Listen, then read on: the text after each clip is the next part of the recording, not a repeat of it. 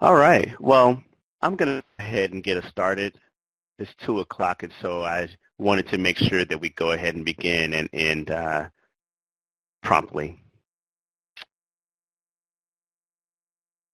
Again, good afternoon, everyone, and thank you for joining us for today's webinar, Cyber Safety for Youth. This webinar is brought to you by our colleagues at the Federal Trade Commission. My name is William Moore, and I'm with the Office of Juvenile Justice and Delinquency Prevention's National Training and Technical Assistance Center. And as your technical host, I would like to take a couple of minutes to discuss a few features of the Adobe Connect webinar platform and provide a few announcements to keep in mind.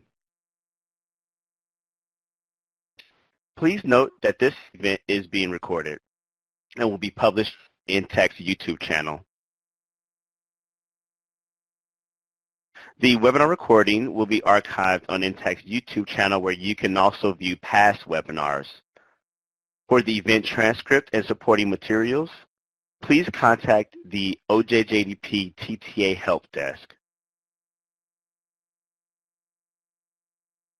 For those wishing to download a copy of the PowerPoint slides and other important documents, you can do so by locating the handouts pod directly above the chat area. Here, you will also find an FAQ for webinar participants that will locally address any technical related questions.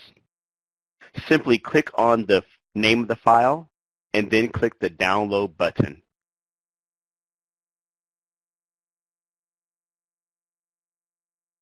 During today's webinar, presenters will address questions during our Q&A segment of the webinar. Please type your questions into the chat box as they arrive.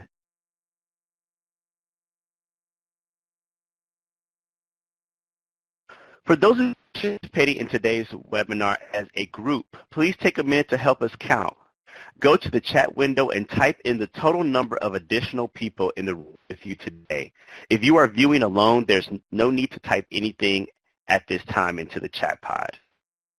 And I'll give folks just a couple of seconds to do so. Again, please type in the total number of additional people in the room with you today. If you're viewing alone, there's no need to type anything at this time.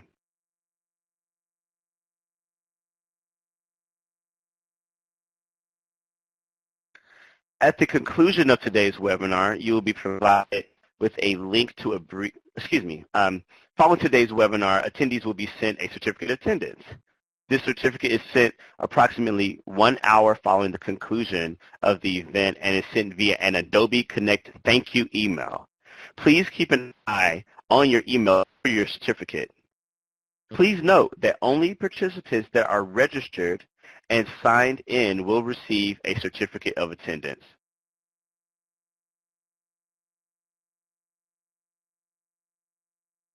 And at the conclusion of today's webinar, you will be provided with the link to a brief evaluation about today's presentation. The feedback you provide is used to assist in future planning and training. Today's presenters include Lisa Schifferly, attorney with the Federal Trade Commission, and Ari Lazarus, consumer education specialist with the Federal Trade Commission. I will now turn the webinar over to our presenters for today's presentation.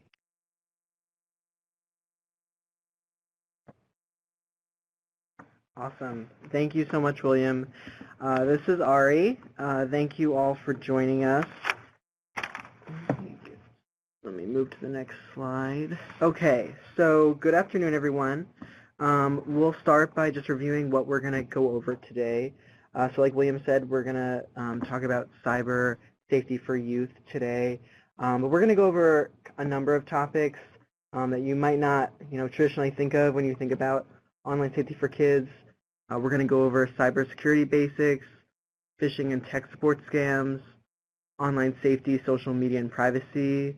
And then we're going to jump to identity theft. We're going to talk about some FTC cases that touched on safety, online safety for kids. And then we'll wrap up with some of our free FTC materials. And we will talk a little bit about cybersecurity for organizations. that you can use at your home organization.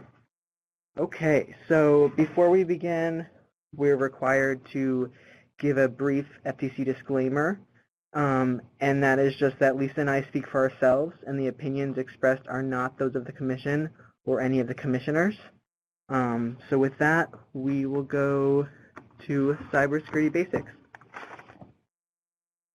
Okay, so like I said, Cybersecurity Basics might not be what you think of when you think about online safety for kids, but this stuff is really important for everyone. It's especially great for kids to learn because these basics are great to learn early so they can practice and continue these good habits into adulthood because, you know, as technology keeps evolving, these basics will really be important with all different types of devices and in the future. So here are some basic tips for people to follow to protect their files and devices. So first is to update your software. This is a really big one and also a really easy step for folks to take.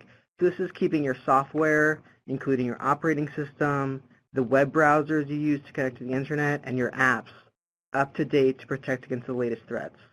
Most software can actually update automatically, so we recommend you set yours to do so. Outdated software is easier for criminals to break into, and so this is a great way to just improve the protection that you have on your devices in a really easy way, and so we really recommend that folks do that. Second is to back up your files. So no system is completely secure.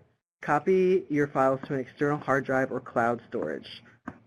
If your computer is attacked by malware, you'll still have access to your files. And this tip is also good for ransomware, which we're actually not going to get into today.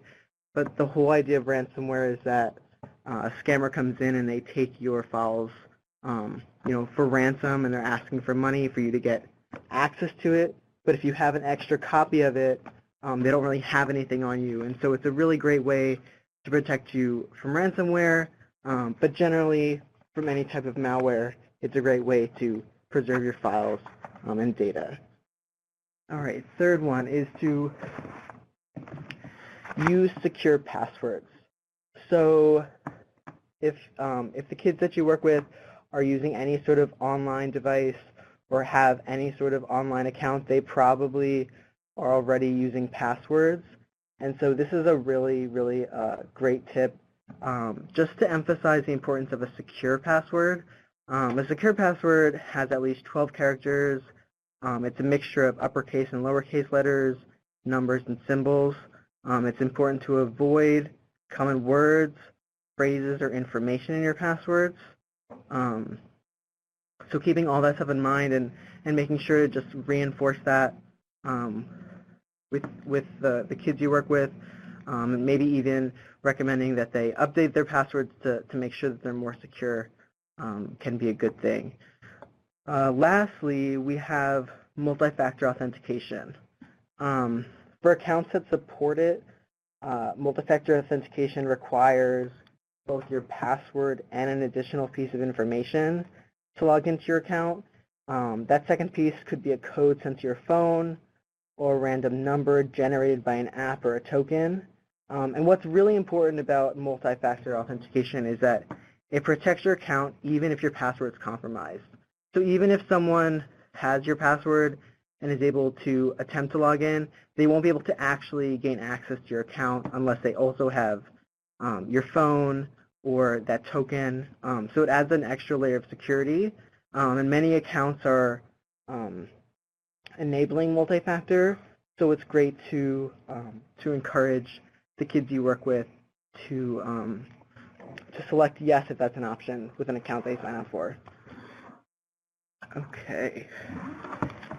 All right, so now we're going to switch and talk about some major threats online. So just like the cybersecurity basics, these threats affect everybody. So these are great tips to also share with your colleagues and your friends and family. But they also apply to kids because they're online and Scammers don't necessarily know who they're talking to, or when they send out, these phishing emails or, other types of attacks, they don't know who's on the other side. And so it's really important to share this information about how to keep your devices secure with the kids you work with, if they're online, and they probably are. So we'll start with phishing. This is a common one. It's when a scammer uses a fake email or text or copycat website to get you to share valuable personal information. That could be an account number, a social security number, or your login ID and password. So how it happens. You might get an email or a text that seems to be from someone you know. They might ask you to click on a link or ask to give you a password, your bank account, or other sensitive information. They also might pressure you to act now. And that's so that you kind of don't think about it and don't start to question it. They might tell you that something really bad is going to happen if you don't do it. They might say that your account will be frozen, you'll fail to get a tax refund, your boss will get mad, even that a family member will be hurt or that you could be arrested. In short, they lie to get you to give them information. So it's really important to be able to spot these scams because they can be very good at tricking people and getting them to give up important information. All right, and here I'm going to show you an example of a phishing scam. So this is a phishing email, and it just shows how sophisticated they can be. So here the scammers are spoofing Netflix, and they're asking for account details, and they're saying it's important to do now because there's trouble with the billing information, so that's kind of the urgency piece. And so this has a lot of the red flags of a classic phishing scam. And like I said, they can be very good. I mean, the logo looks correct, even kind of the font and, the colors they use match how Netflix, typically communicates. So it's really important to know the signs of these scams so you can avoid them because these scammers are very sophisticated. So how can you avoid phishing scams? The first is to check it out. So if you think you might have gotten a phishing scam, the first thing is to look up the website or the phone number for the company or person behind the text or email, and make sure that you're getting the real company and not about to download malware or talk to a scammer. Second, talk to someone. So even though the scammer might be trying to rush you and get you to act immediately, one of the best things that we recommend for folks to do is just to take a breath and to take a second and talk to someone. So talking to a friend or an adult in their life to figure out if the request is real or a phishing attempt. Just getting a second opinion can be really helpful in evaluating whether it's a real email or whether it could be a phishing attempt. And then lastly, make a call if you're not sure. So this one is to pick up the phone and call that vendor or person who sent the email. So if you're getting an email from a friend or you're getting an email from a company, calling them from a number you know to be true and confirming that the information's right. And make sure to use a number that you know to be correct and not the number in the email or text, because that could also just lead you back to the scammer. So that's phishing. And then another scam that is pretty common that I wanted to talk about is tech support scams. So tech support scams often start with a phone call, a pop-up, or an email telling you that there's a problem with your computer. Often scammers are behind these calls and messages, and they just want to get your money, personal information, or access to your files. To gain your trust, the scammers may pretend to be from a well-known tech company like Microsoft. They might even use lots of technical terms to convince you that the problems with your computer are real. And they may ask you to open some files or run a scan on your computer and then tell you that those scans show that there's a problem, even if there isn't. So This one's really important, and I think a lot of times it gets promoted, for older adults. But again, like I said, these scams can affect, anybody. When you're on a computer, one of these alerts can just pop up, and so it's really important to share these kind of scams with kids because, like I said, they're using this technology and they could be giving away important information or possibly paying these scammers. So it's important to share it. All right, let's go a little bit more about the tech support scams and how they work. So scammers, after they've made you believe that they're the real thing, they may ask you to give them remote access to your computer, which lets them access all the information stored on it and on any network connected to it. They might try to install malware that gives them access to your computer and sensitive data like usernames and passwords. They can also try to enroll you in a worthless computer maintenance or warranty program. Or they might try to direct you to websites and ask you to enter a credit card, bank account, or other personal information. Again, just to get money, and of course not actually trying to help you fix your computer. And they in fact might be trying to install malware and actually trying to make your computer worse off than it was to begin with. So this is a really good one to look out for. And here we have kind of a rough representation of what they might look like. So like I said, it could be a pop-up telling you that, that a threat's been detected. You need to call this number now. And so it's really important to know that these are scams and the signs to look out for because they really can do a lot of damage. And so that's sort of an example of what they can look like. And now let's go. Okay, so I just do want to touch on one other thing. So if you do think that there is a problem with your computer, the first thing you should do is to update your computer security software and run a scan. And that's important because you want to make sure that your security software is up to date, which of course I kind of said at the beginning, to make sure it has the latest patches and all that good stuff so that when it runs the scan it's able to catch everything properly and kind of fix the computer. And if you do need help fixing a problem, we recommend you go to someone you know and trust. And we have lots of advice on our website about how to find a company like that. But if you're, in terms of talking to kids, this is probably just a point that they would want to bring an adult in. So we generally recommend if they're not familiar with how security software works and running a scan, they just reach out to a trusted adult.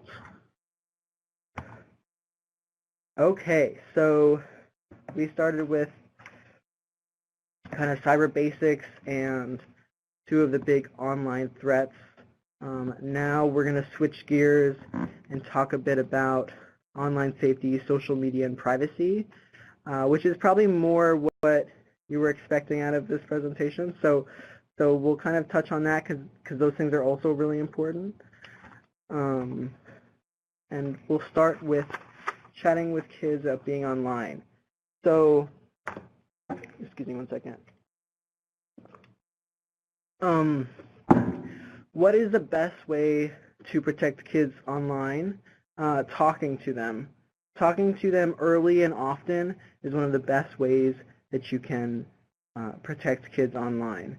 So, and this should start early, as soon as kids start using a phone, a mobile device, or computer, it's time to talk to them about online behavior and safety. Another important thing is to use everyday opportunities to talk about online safety. So even if your kids are comfortable approaching you, don't wait for them to start the conversation. Use everyday opportunities. So that could be like a news story about cyberbullying or texting while driving, and that can start a conversation about their experiences and your expectations. It's also important to resist the urge to rush through these conversations. Most kids will need to hear this information repeated in small doses for it to really sink in. And if you keep talking with your kids, your patience and persistence will pay off. It's important to work hard to keep the lines of communication open, even if you learn that your kid has done something online and you find inappropriate. Listening and taking their feelings into account can help keep conversations afloat. And even if you don't have all the answers, being honest about that can go a long way to building a strong relationship. And then lastly, one of the basics, basic tips that we encourage folks to do is to really encourage kids to trust their guts if they have suspicions while they're online. So if they feel threatened by someone or uncomfortable because of something online, encourage them to tell a trusted adult. And you can help them report their concerns to the police and to social networking sites. And many of these sites have links for users to report abusive, suspicious, or inappropriate behavior. So there are generally routes for them to go. We always encourage folks to reach out to a trusted adult. Okay, so let's see. Online actions have consequences. So when kids are online, they should only post what they're comfortable with others seeing. So it's really important to emphasize with kids that that some of their profile may be seen by a broader audience than they even realize. So even if their privacy settings are really high, it's important for them to know that it's possible for others to access the information they're putting out there. So encourage your child to think about the language they use online and to think before posting pictures and videos or altering photos posted by someone else. Employers, college admissions officers, coaches, teachers, and police may view your child's posts. So it's important that they know the stuff they're putting out there is essentially public. It's also important to remind kids that once they post it, they can't take it back. So even if they delete the information from a site, you have little control over older versions, so cached versions that may exist on other people's computers and may circulate online. So it's really important that they think before they post. And then lastly, it's important to tell the kids you work with not to impersonate someone else. So tell them that it's wrong to create sites or pages that seem to come from someone else, like a teacher, a classmate, or someone they made up. Because all of these actions have consequences. All right. So along with that, it's important to encourage kids to limit what they share. And so part of that is helping them understand what information should stay private.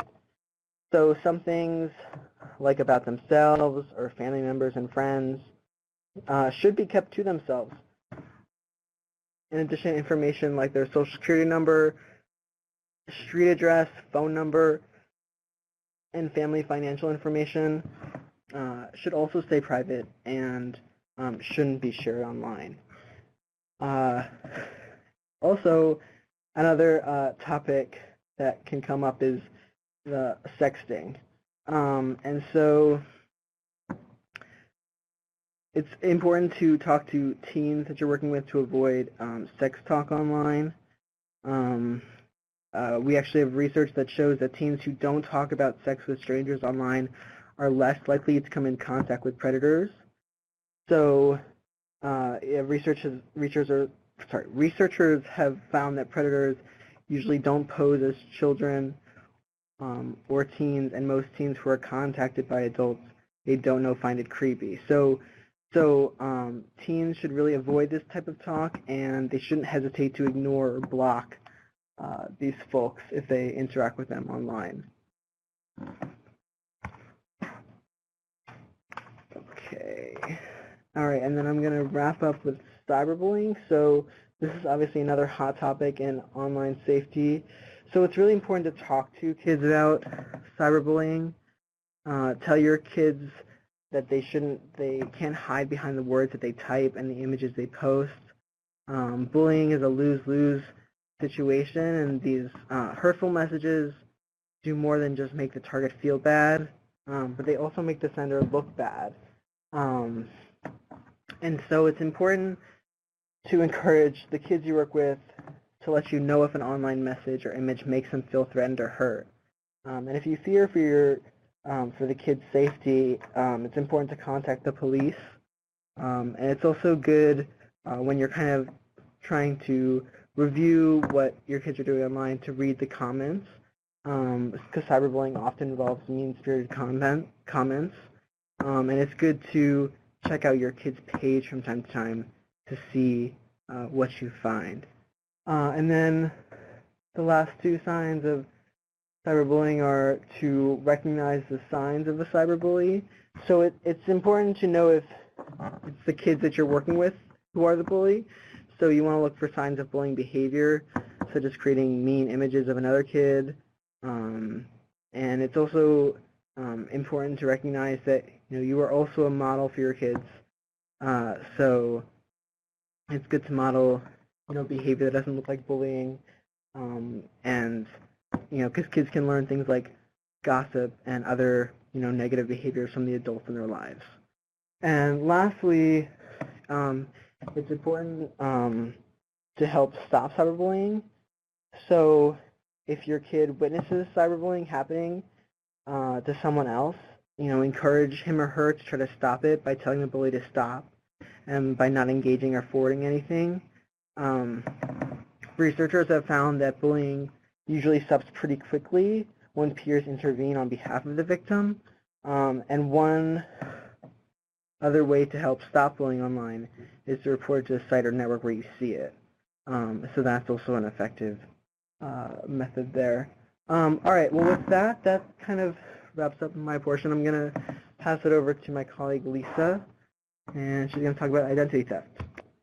Hi everyone, thanks for joining us. I'm going to talk about three different things. I'll start with identity theft for youth and then highlight a few FTC cases that relate to youth and online safety, and then finally wrap things up by talking about how you can protect children's personal information in your organization. So first let's talk about identity theft, and what I'm talking about here is when somebody misuses someone's personal information, not just having the information exposed, but actually having it misused. And when you talk about young people in identity theft, one of the big challenges is basically even getting them to care about this, because they have so many things going on in their life. They probably often think that identity theft isn't going to happen to them and don't really want to listen to older people about anything, much less identity theft. So one of the things we've found helpful in terms of getting young adults to actually care about identity theft is to focus on independence, and that if they are a victim of identity theft, it may make it more difficult to get into college or to get loans for college, to pay for college, to get car loans, to get credit cards, to rent an apartment, or to get a job. And focusing on the impacts that identity theft can have may help getting young people to focus on the steps they need to take to protect themselves from identity theft. So I'm going to go over a few different tips that we have specifically for young adults to reduce the risk of identity theft, but they really apply to anyone. The first tip is to protect your Social Security number, because your Social Security number, as you may know, is the key to many types of identity theft. With your Social Security number, tax identity theft can be perpetrated, because what they do is they take that Social Security number, and even if you're a kid who doesn't yet work, they can make up phony wages and file to try to get a tax refund. And if you're an older young person, and 18, 19, 20, and maybe you are working, then you may have trouble getting your refund because somebody else has gotten it. Also, the Social Security number can be used to help people open new accounts. So really we try to train people not to carry their Social Security card along with them. Usually young people these days know that. There used to be a day and age when people were told to carry it around with them along with their driver's license, but now all young people should know, and please help them know this if they don't already, to keep that Social Security number locked safely at home, not carried around with them. And also not to put it on forms and documents or online. just because it's asked for. A lot of times places ask for it when they really don't need it. So it's important to ask why someone is asking for your Social Security number and only provide it if it's really needed. Another big step to reduce the risk of identity theft is locking up your phone. We recently did a session with some young adults, and a whole bunch of them said, my phone is my life. And really, for a lot of people throughout all different age groups, phones have tons and tons of personal information on them. And so it's really important to lock that phone by using a passcode or by using biometrics like fingertip touch, or if someone has one of the fancy new phones, face recognition. Also to have different passcodes for different apps, like if you do online banking or PayPal, have a different passcode so that if someone somehow is able to get into your phone, they can't just use the same passcode then to get into all the other apps as well. The third tip we have is to lock down your computer. In addition to your phone, you got to make sure your computer is safe. And some things to do that are to have a firewall. That may sound complicated, but actually a lot of people have firewalls without even knowing it. If you use a router, that's considered to be a hardware firewall. And if you want a software firewall, Windows comes with a firewall by default. So most people have this part taken care of. The other things to make sure are to have antivirus, anti-malware, and anti-spyware software on your computer, and to make sure that those are all updated and patched. Even major corporations are failing to update and patch their software regularly, and that can lead to massive data breaches. And for an individual, it can lead to hackers being able to get into your computer and into your personal files. So it's really important to update those, or as Ari said, set them to auto-update and make it easy on yourself.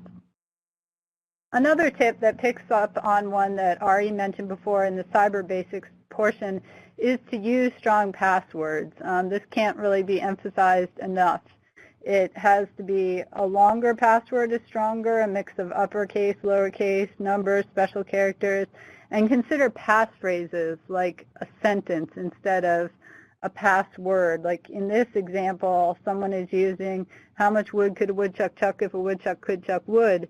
And that turns into HMWC1WCC question mark. So you're basically using the first letter from each of those words in the sentence to be your passphrase. And you could think of anything. It could be like, I like the Washington Nationals, or something longer than that. But think of a sentence or passphrase that's meaningful to you, and use those first letters as your passphrase. And again, it's important to use different passwords or passphrases for different accounts and different websites or different apps, so that if one password is exposed, then the hacker can't use that to get into every single account that you have online.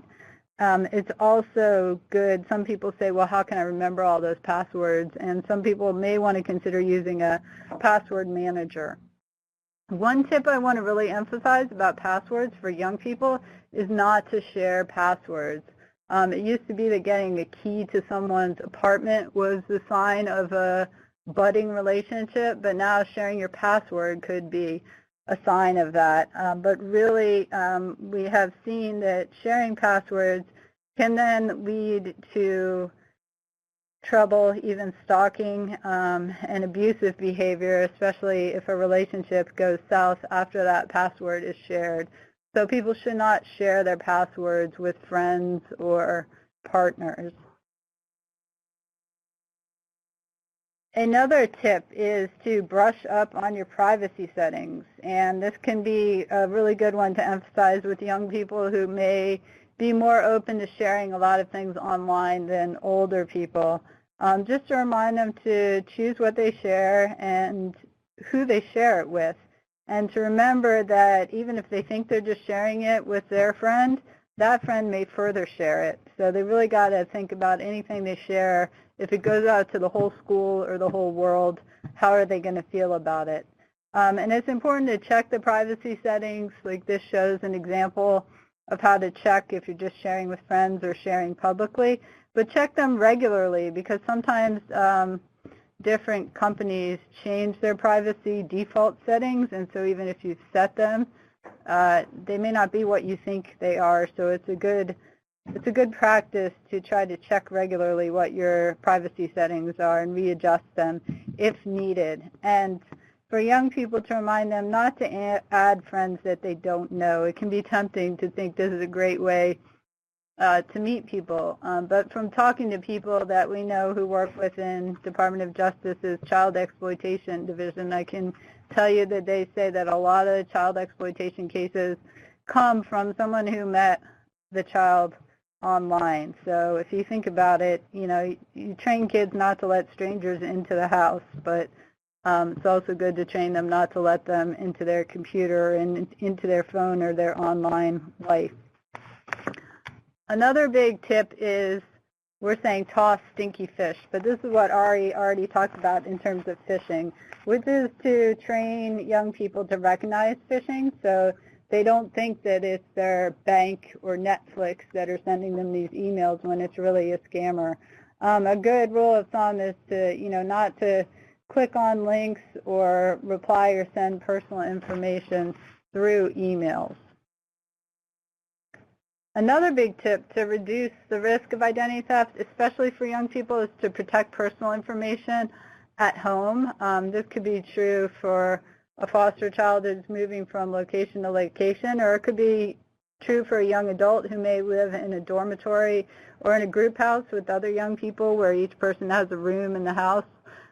This actually happened to my brother-in-law when he was living with some other people. One of the roommates broke into his room and took his credit card and misused it for identity theft. So it's important to lock and secure documents and personal information at home, not to leave information out so that others who are coming through the house might have access to it, and to shred sensitive personal information when you're done with it, not just put it out in the trash where someone else might find it. Another tip we have for reducing the risk of identity theft is don't do your banking where you have your latte. That may sound silly. No one's saying, oh, don't bank at a coffee shop. What we're really trying to say here is that the public Wi-Fi that is readily available at coffee shops, libraries, and other places is not secure, and it is not a good place for people to be transmitting personal information. We've been told that a first-year computer science student can easily hack into any public Wi-Fi network, and I would venture a guess that a lot of 14-year-olds can hack into any public Wi-Fi network. So it's really not a safe place to transmit any sort of personal or banking information when you're on a public Wi-Fi network. This just has a summary of the tips to pass on to young people to help protect and reduce the risk of identity theft. Protect your social security number, lock up your phone and your computer, use strong passwords, remember those privacy settings, teach them about phishing scams, and protect personal information at home and when you're outside the home, and don't do anything personal or financial on public Wi-Fi. Now I'm going to turn to tell you about a few of the FTC's recent cases that have to do with children's privacy.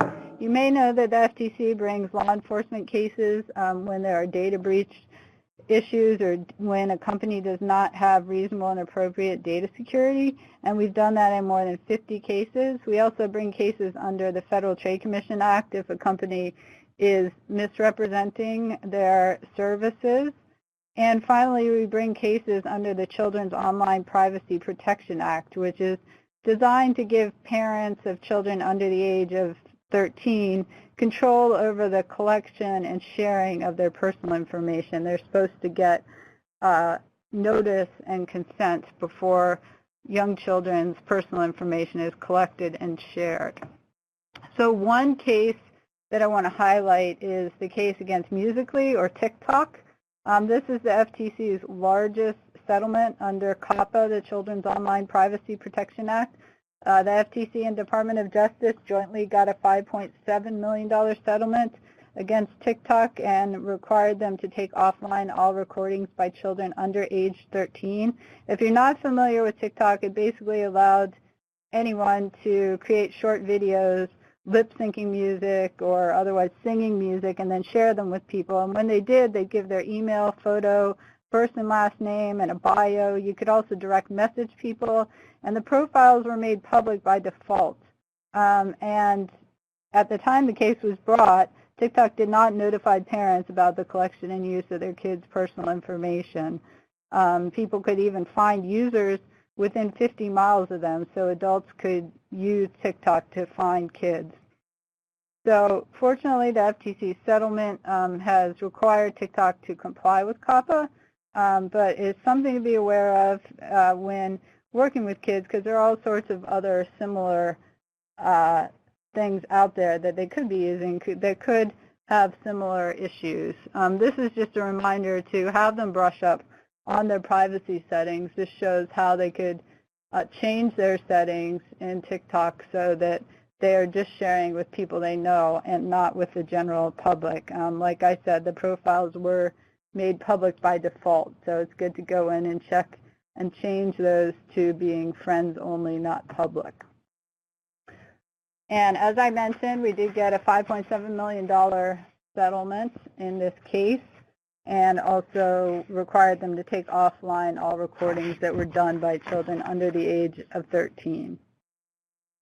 Another big case to be aware of is the Snapchat case. This is a little bit older case in 2014. At that time, Snapchat was saying that their messages would disappear forever. People were sending messages or photos and were told that it would just last 1 to 10 seconds after it was viewed and then would disappear forever. But in actuality, those messages or images were still stored on the device, and you could find them if you plugged your phone into your computer. They would still be there. So the FTC brought suit against Snapchat because they misrepresented the fact that the messages would disappear forever, and they also misrepresented their data security policies and practices according to the FTC's complaint. So the big things to remind kids about Snapchats are, again, to know your friends, and before you send a photo, video, or message, consider how you'd feel if it reached a broader audience than you intend, and also to manage the settings so only friends can send photos to you. And as I already mentioned, block or report anyone who harasses you. And again, make sure online friends really are friends and not people posing as friends to get your information or to get to you.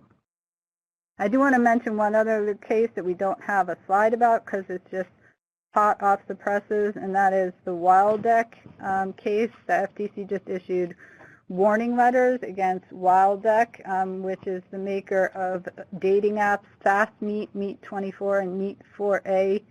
And those dating apps allow kids to post profiles, and the FTC sent a warning letter saying, hey, we think this violates COPPA, because again, kids could search online for kids in their area. And so we have asked the company to comply with COPPA. We are monitoring to make sure that they do comply, and the app companies have taken the apps down until they comply, and new versions may come up, but they should not allow kids under the age of 13 to create profiles. So those are some of the cases we have. I also want to highlight some of the resources we have that may be of use to you, and these are all available in bulk for free at ftc.gov/kidsonline. You can find our NetCetera publication about talking with kids about online safety, and Heads Up, which is a publication for kids. You can order these, as many as you want, in bulk for free and share them at bulkorder.ftc.gov or ftc.gov/bulkorder.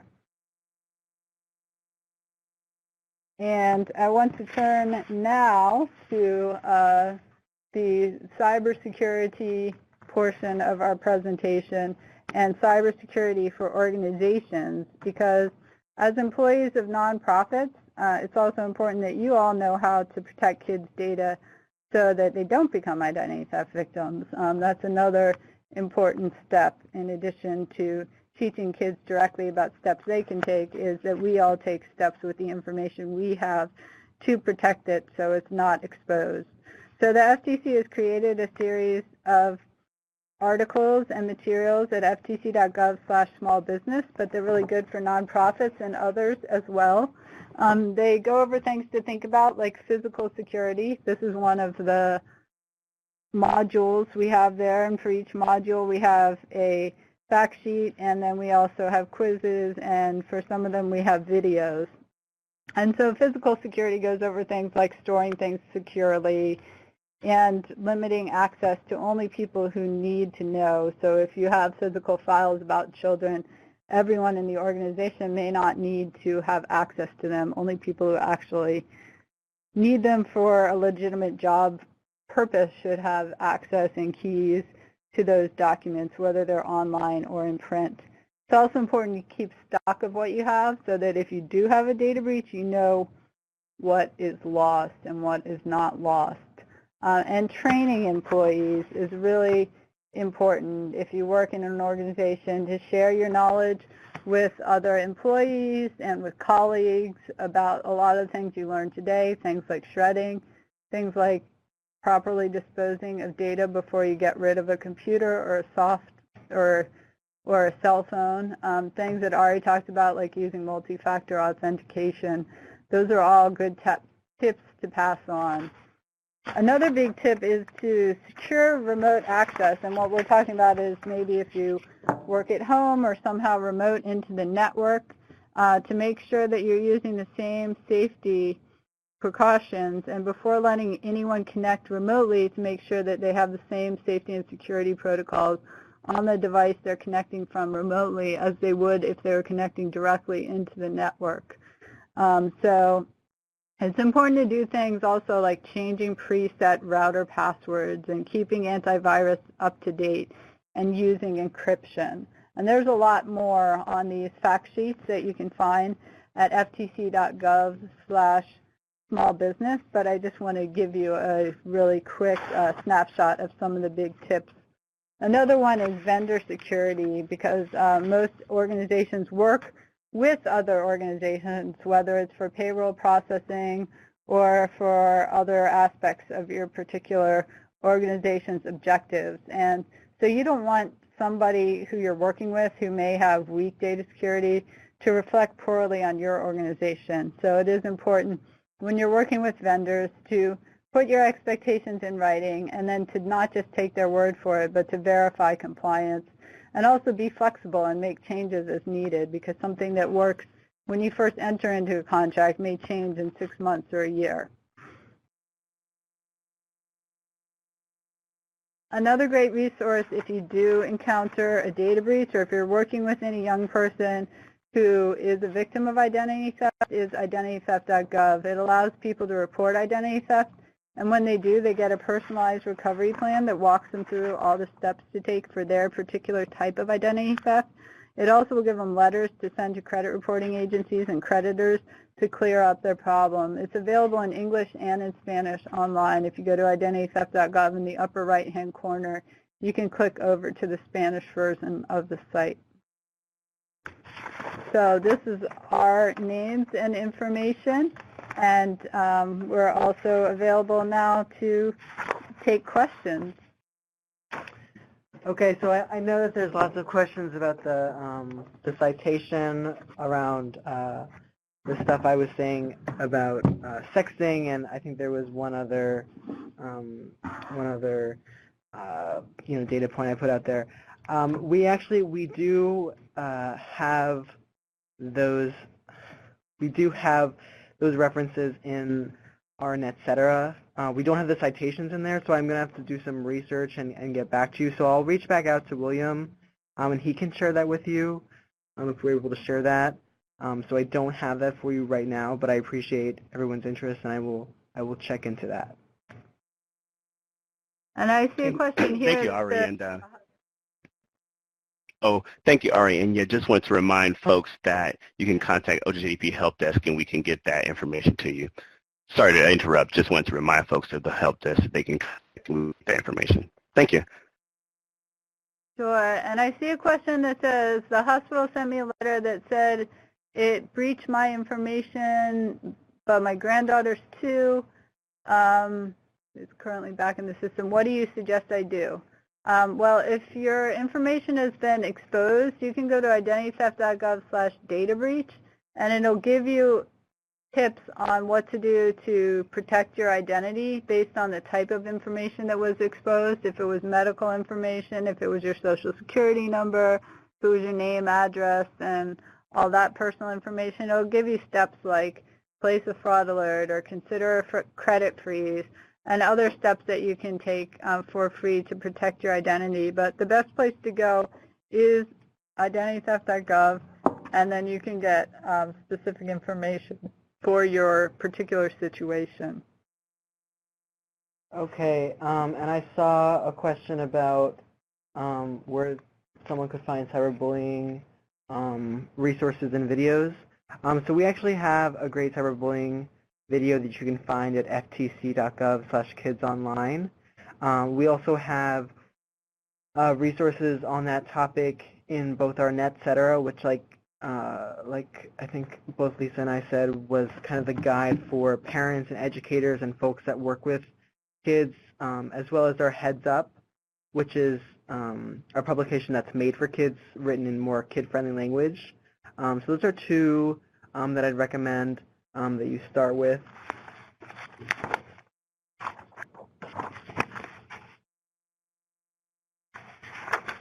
And I see a question here about what the settlement funds will or have already gone to, and how will parents know if any changes have been made in reference to TikTok and Snapchat privacy issues. I mean, a good thing to do is to check the privacy settings with those companies and with the apps to see what's going on in terms of the privacy settings. The companies are both under order with the FTC, so if they violate the order and they're not complying with COPPA or they're not being on the up and up in terms of not having any misrepresentations, then that means that we can get a enforcement order against them and fines and penalties. So there is definitely a big incentive for them to comply now that they're under order to do so. The best way to keep in touch and find out more about any of our settlements and what's happening in terms of redress or other, updates about cases and money that's come in or action that's been taken is to sign up for our blogs, which you can do at ftc.gov/subscribe, and that will tell you about the latest cases and information and updates about redress and money going to people. And if you go to that website, ftc.gov/subscribe, you'll see a few different email blasts to sign up for. Make sure and sign up for the consumer updates.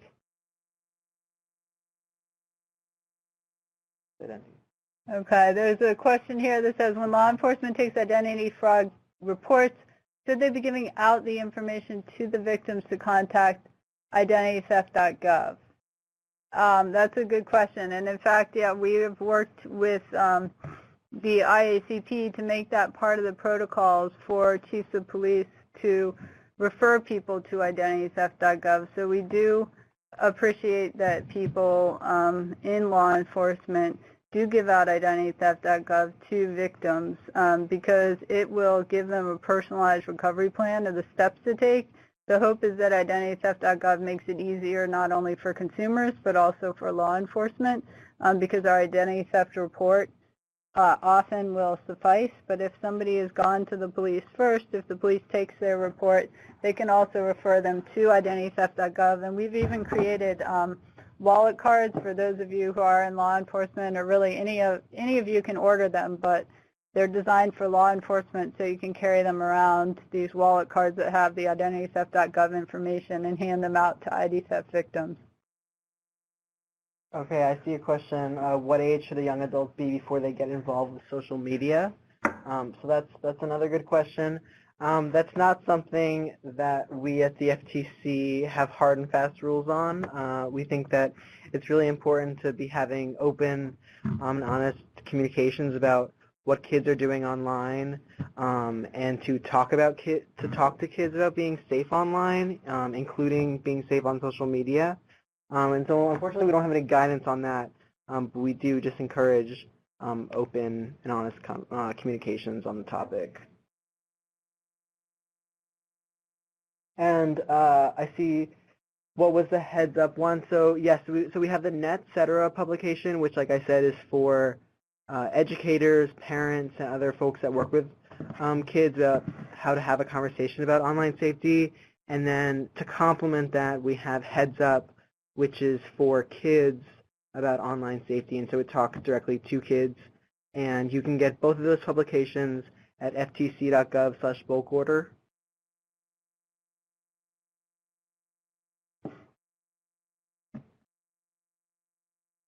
I see we're getting near the top of the hour, so we'll turn it back to William to wrap up the presentation. Yes. All right. Well, thank you all for joining today. And we really appreciate you all for coming on for today's webinar. I hope you all found that the information today was helpful and useful in your respective professions.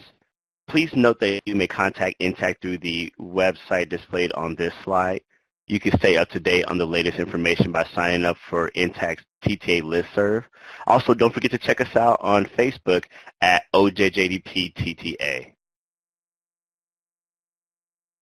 You can also contact the OJJDP via the Help Desk by following the contact information on this slide. And do you have a training and technical assistance need? So please submit a request via OJJDP's TTA 360 platform through the link displayed on this slide.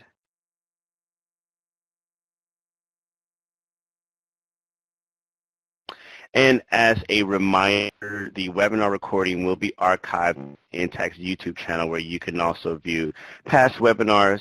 And for the event transcript and other supporting materials, please contact the OJJDP TTA Help Desk. If everyone could, please take a few seconds to read this disclaimer.